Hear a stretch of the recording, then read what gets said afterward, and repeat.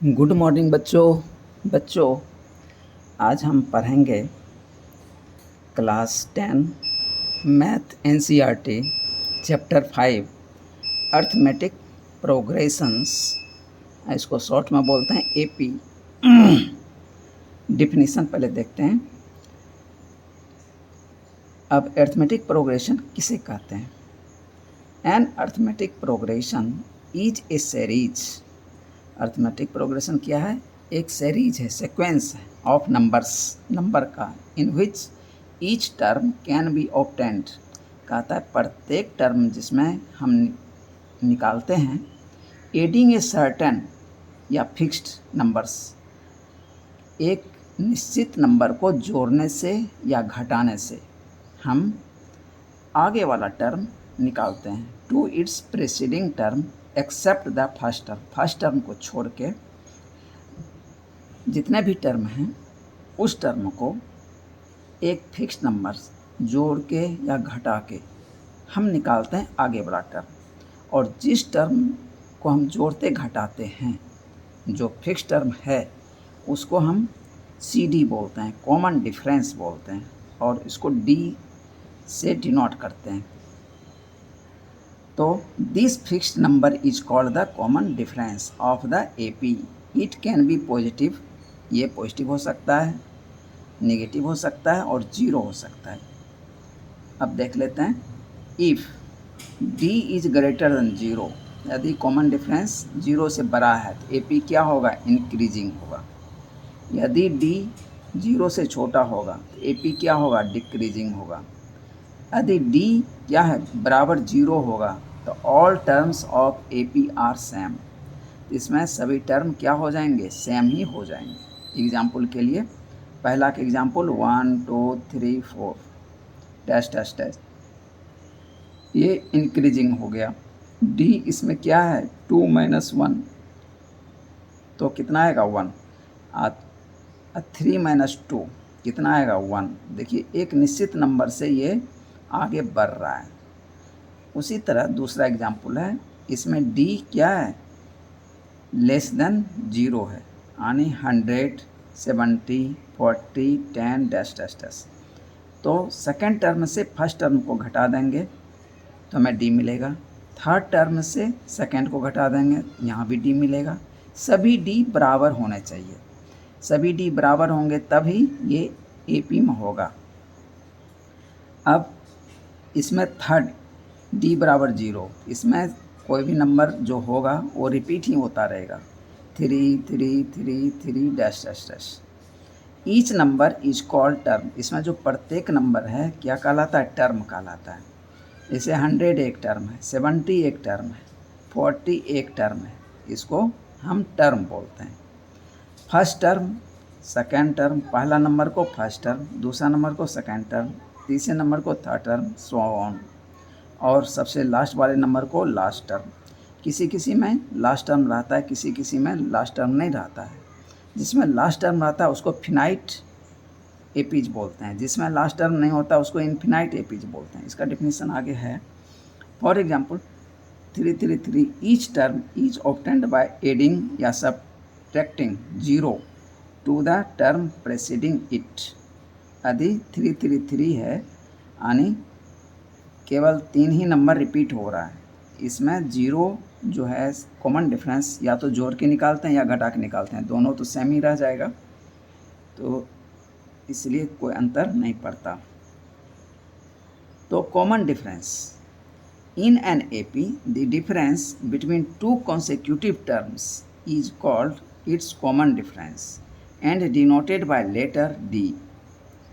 Hence D बराबर T2 - T1 बराबर T3 - T2 बराबर T4 - T3 dash dash dash. मतलब कि आगे वाले नंबर से पीछे वाले को नंबर घटाने से जो हमें मिलता है वो D होगा। चाहे सेकंड टर्म से फर्स्ट को घटा दीजिए, थर्ड में से सेकंड को घटा दीजिए, फोर्थ में से थर्ड को घटा दीजिए, दो कॉन्सेक्यूटिव टर्म में आगे वाले नंबर से पीछे वाले नंबर को घटा देंगे तो वो D हमें मिलेगा, चाहे वो पॉजिटिव हो, चाहे नेगेटिव हो, चाहे जीरो भी हो सकता है। अब कहता है प्रोग्रेशन किसे कहते हैं? प्रोग्रेशन क्या है, एक सीक्वेंस। तो it is a sequence of numbers whose each term is related to its predecessor। कहता है जिसका प्रत्येक टर्म जो है अपने पहले वाले टर्म से क्या होता है, रिलेटेड होता है। एंड सक्सेसर, प्रीडिसेसर पहले वाला नंबर और आगे वाला नंबर एक रिलेशन से जुटा होता है। बाय ए यूनिफॉर्म लॉ, एक निश्चित लॉ के द्वारा ये जुड़ा हुआ होगा। तो इसी को प्रोग्रेशन बोलते हैं।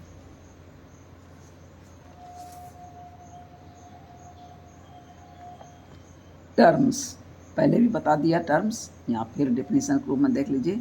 The number used in a sequence are called its terms और एलिमेंट्स। इसे टर्म भी बोलते हैं और एलिमेंट बोलते हैं। प्रत्येक नंबर क्या कहलाता है, टर्म कहलाता है और एलिमेंट्स कहलाता है। Finite AP, if there are only a finite number of terms also it has last term. अब जिस एपी में फिनाइट नंबर हो, निश्चित नंबर हो टर्म का, तो वो फिनाइट एपी होगा। जैसे 2, 4, 6, 8, 10, देखिए 10 क्या है, लास्ट टर्म है, इसके बाद नहीं है, तो ये फिनाइट हो गया। अब जिसमें डैश डैश हो जाएगा वो इनफिनाइट हो जाएगा, उसमें लास्ट टर्म नहीं होगा, इनफिनाइट एपीज। तो इसका एग्जाम्पल देख लीजिए 6, 9, 12, 15 डैश डैश डैश, इसमें देखिए लास्ट टर्म नहीं है। Common difference C D in general for an A P A1। अब देखिए टर्म को हम T1, T2, T3 से भी लिखते हैं, A1, A2, A3, A4 से भी लिखते हैं, ठीक है। तो इसका देखिए क्या है, general term C D, common difference D बराबर A K+1 माइनस AK, मतलब K+1th term minus Kth term, यानी आगे वाला नंबर से पीछे वाले नंबर को माइनस कर दीजिए तो वो D मिलेगा आपको। where K+1 and AK are the K+1th term and Kth terms respectively। Simply D बराबर A2 माइनस A1, इसको साधारणतः हम क्या करेंगे, A2 माइनस A1 और A3 minus A2 find out करेंगे। तो जब भी D निकालेंगे तो कम से कम 2 D निकाल के दिखाना है, ताकि तब पता चलेगा कि D सेम आ रहा है कि नहीं आ रहा है। अब मान लीजिए एक ही D निकालिएगा तो हो सकता है आगे वाला D डिफरेंस हो, वो AP में ना हो सीक्वेंस, तो इसीलिए कोशिश कीजिएगा कम से कम दो निकालिए।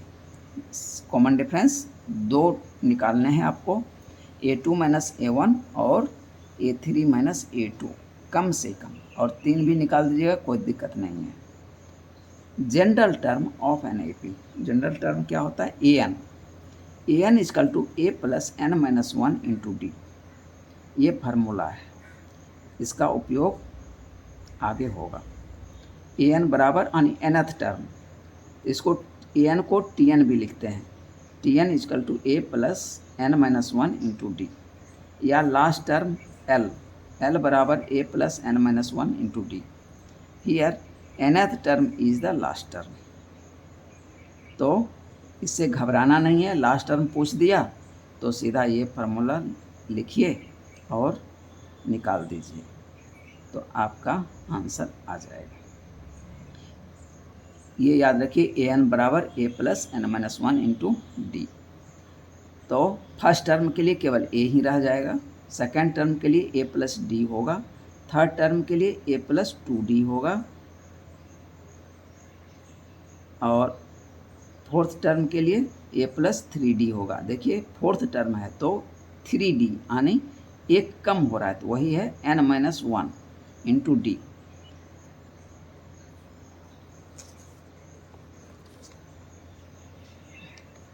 अब एक्सरसाइज 5.1 का सॉल्यूशन देखते हैं। इसमें हम क्वेश्चन 2 तक कराएंगे, उसका क्वेश्चन 3 अगले वाले वीडियो में कराएंगे, नहीं तो बहुत लंबा वीडियो हो जाएगा। अब क्वेश्चन 1 का कह रहा है, in which of the following situations does the list of numbers involve make an arithmetic progressions and why. कहता है कि इस कुछ सिचुएशन दिया हुआ है, उसमें आपको ये बताना है कि जो नंबर इन्वॉल्व है, जो नंबर आ रहे हैं, क्या वो अरिथमेटिक प्रोग्रेशन में है, एपी में है, यदि है तो क्यों है। तो पहला क्वेश्चन 1 का 1, the taxi fare after each kilometre when the fair is ₹15 for the first kilometre. यानी टैक्सी जो है 1 किलोमीटर के लिए फिक्स्ड रेट फिक्स कर दिया है, यानी 15 रुपया लेगा ही लेगा। एंड उसके बाद जितना किलोमीटर आगे जाएगा प्रत्येक पे 8 रुपया वो लेगा। यानी 2 किलोमीटर गया तो फर्स्ट किलोमीटर के लिए 15 रुपया, दूसरे किलोमीटर के लिए 8 रुपया, तो 15 + 8 2 किलोमीटर का चार्ज वो कितना करेगा, 23 रुपीज़। उसी तरह यदि 3 किलोमीटर गया तब कितना चार्ज करेगा, 15 रुपया तो 1 किलोमीटर के लिए करेगा, उधर 2 किलोमीटर के लिए 8 + 8 यानी 16, तो 15 + 16 यानी 31 रुपीज़ वो चार्ज कर देगा। तो इस तरह से हमको इसका टर्म निकालने हैं और देखते हैं क्या ये एपी में है कि नहीं है। Solution, the taxi fare for 1 kilometre is ₹15, that is ये A1 हो गया, यानी फर्स्ट टर्म हो गया। And taxi fare for 2 kilometre is, 2 kilometre के लिए क्या हो जाएगा, 15 तो 1 किलोमीटर के लिए और दूसरे के लिए 8, यानी 2 किलोमीटर जाने में उसे कितना पैसा देना पड़ेगा, 15 + 8 23, ये हो गया A2। Taxi fare for 3 kilometre etch, अब ये 23 में 8 जोड़ देंगे, 1 किलोमीटर इसलिए आगे गया है, तो 31। इसको हम AN से भी निकाल सकते हैं, AN बराबर A + n - 1 × D, यानी 15 प्लस यहाँ पे 3 किलोमीटर है तो 2D करेंगे, यानी 15 + 16 31 मिल जाएगा। उसी तरह 4 किलोमीटर के लिए 15 + 24 तो कितना हो जाएगा, 39। तो उस मेथड से भी इसको निकाल सकते हैं, या पहले वाले टर्म में जो 8 रुपीज़ है उसको जोड़ते चले जाएंगे तो हमें अगला टर्म मिलता चला जाएगा, अगले किलोमीटर के लिए हम फेयर निकाल पाएंगे। इस तरह से ये बढ़ता जाएगा। And so on. Here we have A1 बराबर 15, A2 बराबर 23, A3 बराबर 31, A4 बराबर 39 डैश डैश डैश। अब देखते हैं CD निकालते हैं। हियर A2 - A1 बराबर 23 - 15 बराबर 8, A3 - A2 31 - 23, ये भी 8 आ गया, ओके। A4 - A3 39 - 31, ये भी 8 आ गया। देखिए CD जो है समय कांस्टेंट आ रहा है, इसका क्या मतलब है, हैंस CD = A2 - A1 बराबर A3 - A2 = A4 - A3 = 8। So the formed list of fair forms an AP with CD 8। S, अब इसका आंसर क्या निकला, S 15 23 31 39 dash forms an AP। इस तरह से ये एक AP फॉर्म कर रहा है। 1 का दूसरा question, the amount of air present in a cylinder when A vacuum pump removes 1/4 of the air remaining in the cylinder eight A time. कहता है कि एक सिलेंडर है, उसमें से 1/4 एयर जो है वैक्यूम पंप से निकालते हैं, अब फिर जो बच गया फिर उसमें से 1/4 निकालते हैं। इस तरह से जो सीक्वेंस बन रहा है क्या वो AP में है या नहीं है। तो हम क्या करते हैं, let the volume of cylinder is V unit Q। Volume है इसलिए यूनिट दिया हुआ नहीं है, तो cm3 हो सकता है, मीटर क्यू हो सकता है, तो इसीलिए मैंने यूनिट का Q कर दिया। तो सिलेंडर का वॉल्यूम कितना है, V है, ये क्या हो गया, A1 हो गया। अब 1/4 इसमें से माइनस कर देंगे, remaining air V - V cross 1/4, तो 4 LCM हो जाएगा, 4V - V/4 यानी 3V/4 यूनिट Q। ये हो गया A2। ओके, अगेन अब ये कितना हुआ 3b/4, 3b/4 माइनस 3b/4 का 1/4, तो ये कितना हो जाएगा 4 4 जा 16, 16 एलसीएम हो गया, तो 4 से डिवाइड करेंगे 16 को, 4 आ जाएगा, तो 4 क्रॉस 3, तो 12b माइनस ये 16 है ही, यहाँ भी 16 है तो 3b ही रह जाएगा, 12b माइनस 3b बराबर 9b/16 यानी 3/4 का होल स्क्वायर भी, ये हो गया A3।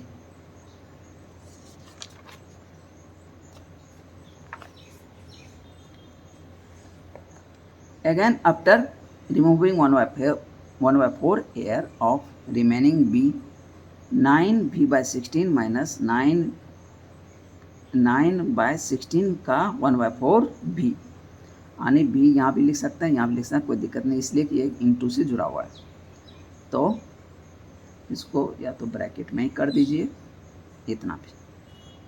अब इसको सॉल्व कर लेंगे, 16 4 जा 64 और ये 9 क्रॉस 4 हो जाएगा, 36b माइनस 9b यानी 27b/64, तो 27 को लिख सकते हैं 3 क्रॉस 3 क्रॉस 3, 3 3 9 3 27, और 64 को 4 4 जा 16 4 जा 64 यानी 3/4 का होल क्यूब भी हो गया, that is A4।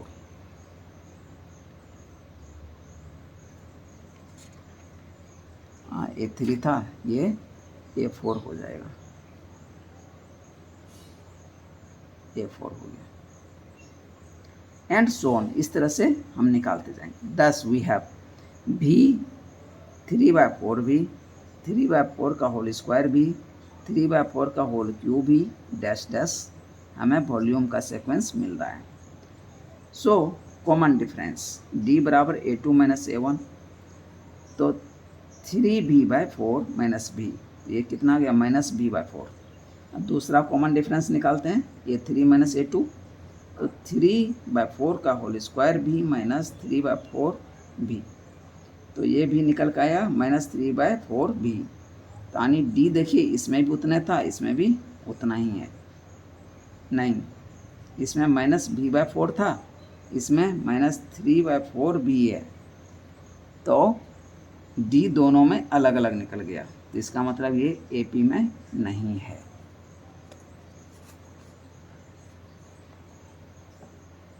Here we see that D बराबर A2 minus A1 not equal to A3 minus A2, therefore formed series are not in AP, तो आंसर क्या निकल का आया, नो।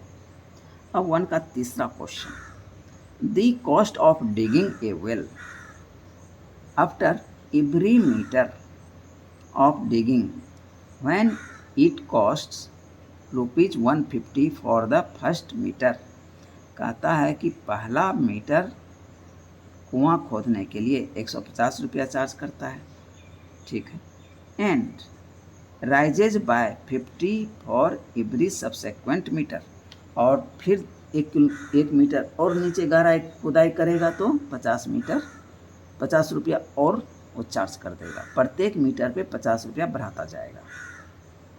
तो the cost of digging well for 1 metre is ₹150, that is A1। The cost of digging well for 2 metre is 150 + 50 200 हो जाएगा, ये A2 हो गया। The cost of digging well for 3 metre is 200 + 50 250 हो जाएगा, A3 हो गया। The cost of digging well for 4 metre is 250 + 50 300 हो गया, ये A4 हो गया, एंड सो ऑन, इस तरह से बढ़ता जाएगा। Here we have A1 150, A2 200, A3 250, A4 300 and dash dash dash. Hence CD बराबर common difference D equal to C dot D dot, यानी कॉमन डिफरेंस, मैंने पूरा कॉमन डिफरेंस नहीं लिखा, आप लिख लीजिएगा कॉमन डिफरेंस पूरे। Common difference D equal to A2 minus A1, 200 minus 150 कितना आ गया, 50 रुपीज़ आ गया, एंड दूसरा D A3 minus A2, 250 minus 200, ये भी 50 आ गया। सो डी बराबर A2 माइनस A1 बराबर A3 minus A2 equal to 50। Therefore formed series are in AP। इसलिए जो फॉर्म सीरीज हो रहा है 150, 200, 250, 300 एंड सो ऑन, ये AP में है, इसलिए इसका आंसर एस निकल गया। अब क्वेश्चन नंबर 1 का 4th, the amount of money in the account every year when rupees 10,000 is deposited at compound interest at 8% per annum। कहता है कंपाउंड इंटरेस्ट के हिसाब से इसको कैलकुलेट करना है। हियर गिवन P बराबर 10,000 रुपये, रेट कितना है 8%, एन क्या है एन जो है कंपाउंडेड एनुअली, ए एन मान लेते हैं amount at the end of n years, a n बराबर P 1 + R/100 पावर n। ये फार्मूला आप पहले पढ़े होंगे। तो ए एन बराबर P के जगह 10,000 वैल्यू पुट करेंगे, 1 + R कितना दिया 8%, 8/100 पे पावर n। तो ये कितना निकल का आया 10,000, ये एलसीएम ले लेंगे 100 + 8, तो फिर 108 में 100 से डिवाइड करेंगे तो 1.08 पे पावर n हो जाएगा और 10,000 इधर इंटू हो जाएगा। तो ए एन बराबर निकला 10,000 1.08 पे पावर n। ठीक है, अब n बराबर 1, 2, 3, 4 पुट कर दीजिए। प्रत्येक वर्ष के लिए हमें निकालना है। वी हैव A1, तो एक वर्ष के लिए 10,000 इंटू 1.08 पे पावर 1, तो यही रह जाएगा। A2 10,000 1.08 पे पावर 2, A3 10,000 इंटू 1.08 पे पावर 3 एंड सो ऑन। इस तरह से ये पावर बढ़ता चला जाएगा। 10 CD बराबर कॉमन डिफरेंस D बराबर A2 माइनस A1, तो 10,000 इंटू 1.08 पे पावर 2 माइनस 10,000 इंटू 1.08। तो अब देखिए एलसीएम ये पूरा आ जाएगा, पूरा बाहर ले लिया, नहीं कॉमन एलसीएम नहीं, कॉमन लेना है, मैं गलती से एलसीएम बोल दिया, तो कॉमन आ जाएगा ये पोर्शन पूरा। तो यहाँ क्या बच जाएगा 1.08 माइनस, यहाँ पे नहीं कुछ बचा तो 1 बचा, -1। अब इसमें से 1 माइनस कर देंगे तो 0.08 आ जाएगा। तो 10,000 इंटू 1.08 क्रॉस 0.08। अब दूसरा D निकालते हैं, A3 माइनस A2, 10,000 इंटू 1.08 पे पावर 3 माइनस 10,000 इंटू 1.08 पे पावर 2। ये देखिए ये पोर्शन दोनों में प्रेजेंट है, तो ये पोर्शन हम बाहर निकाल लेंगे, कॉमन ले लेंगे, तो बच जाएगा कितना 1.08 माइनस 1, तो 10,000 इंटू 1.08 पे पावर 2 इंटू 0.08, तो मेरा D ये निकल कर आया, पहला वाला D ये निकल कर आया। दोनों में देखिए अंतर, 1.08 पे पावर यहाँ 2 है, यहाँ 1.08 पे पावर 1 है, तो ये एक्स्ट्रा इंटू होते जा रहा है, इसलिए D जो है बराबर नहीं हुआ मेरा। Hence D equal to A2 minus A1 not equal to A3 minus A2। So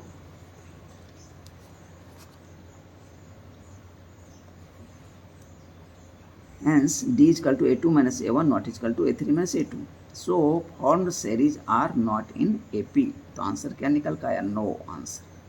question 2, write first 4 terms, कहता है कि फर्स्ट 4 टर्म लिखिए ऑफ द AP का, when the first term A and CD D are given, जबकि आपको first term और common difference दिया हुआ है।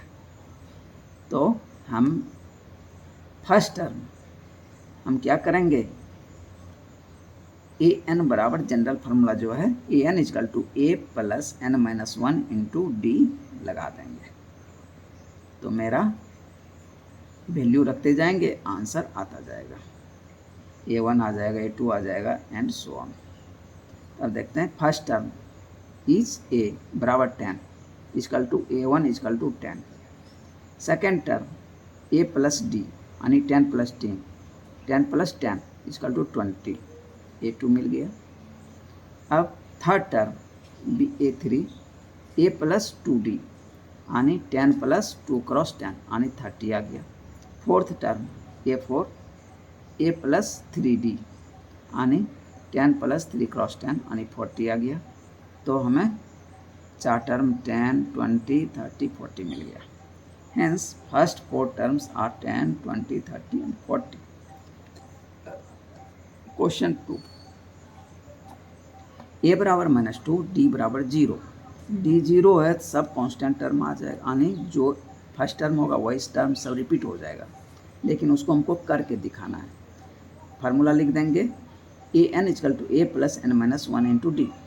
तो A1 बराबर क्या हो जाएगा, a प्लस n की जगह 1 लिखेंगे, 1 माइनस 1 इंटू डी। 1 माइनस 1 0 हो गया, 1 प्लस 0 इंटू डी।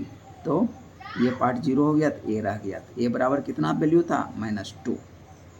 तो -2 ही वैल्यू रह गई। A2 बराबर -2 प्लस 2 माइनस 1 इंटू 0, इसलिए कि d बराबर क्या है, 0।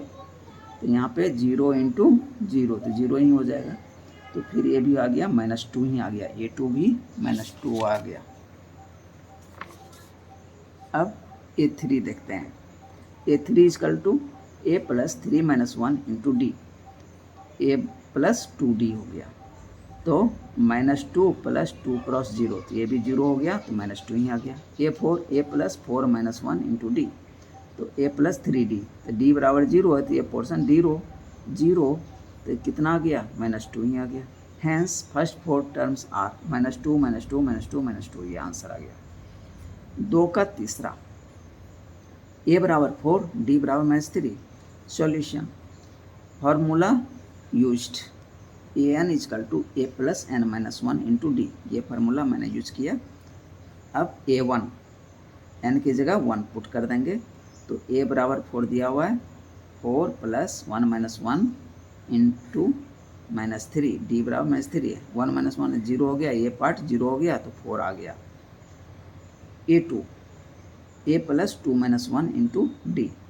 तो a बराबर 4 प्लस 2 माइनस 1, तो 1 क्रॉस -3 यानी 4 में 3 माइनस कर देंगे, तो 1 आ गया। अब A3 a plus 3 minus 1 into d. तो a का वैल्यू 4 प्लस 3 माइनस 1 2, डी का वैल्यू -3, तो 2 क्रॉस -3 तो -6, 4 -6 तो -2 आ गया। A4 a plus 4 minus 1 into D, यानी ये आप देखते होंगे, यानी A4 निकालेंगे तो 3D करना है, A3 निकालना है 2D करना है, यानी फर्स्ट टर्म में जो टर्म निकालना है उसमें से एक माइनस करके डी से इंटू कर दीजिए, जोड़ दीजिए, आपका आंसर आ गया। तो वही करना है। A4 a प्लस 3D, तो 3 क्रॉस -3 और a का वैल्यू 4, 4 माइनस 9 तो -5। Hence first four terms are 4, 1, -2, -5, answer हो गया।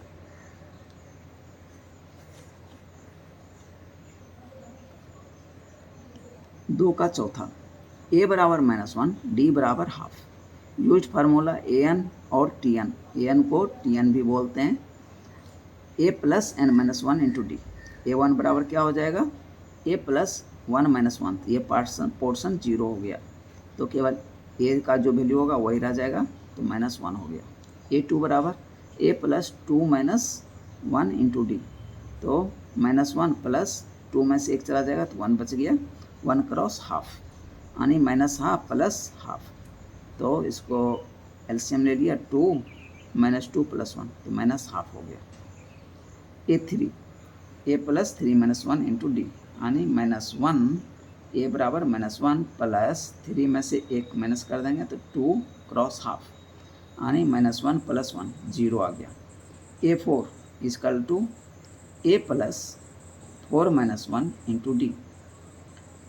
a का वैल्यू -1 प्लस 3 क्रॉस हाफ, 4 में से 1 चला गया तो 3 प्लस हाफ, नहीं 3 क्रॉस हाफ, तो मैंने गलती से यहाँ प्लस बोल दिया, तो -1 प्लस 3 क्रॉस हाफ, तो -1 प्लस 3/2। अब इसको एलसीएम ले लिया, जोड़ दिया, तो -2 प्लस 3/2, तो 3 में से 2 कट हो जाएगा तो 1 बचा बटा 2, 1/2। हैंस फर्स्ट 4 टर्म्स आर -1, -1/2, 0 और 1/2। ये मेरा आंसर निकल आया।